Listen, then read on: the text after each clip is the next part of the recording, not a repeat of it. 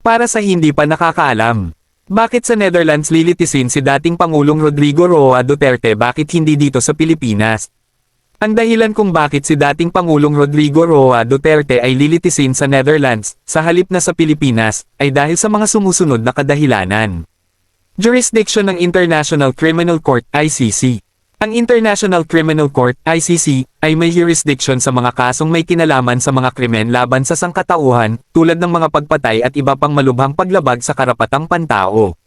Kahit na ang Pilipinas ay umalis mula sa ICC noong 2019, ang mga krimen na pinaniniwalaang naganap habang ito ay miyembro pa ng ICC, mula ika-1 ng Nobyembre taong 2011 hanggang ika-16 ng Marso taong 2019, ay nananatiling saklaw ng jurisdiction ng korte.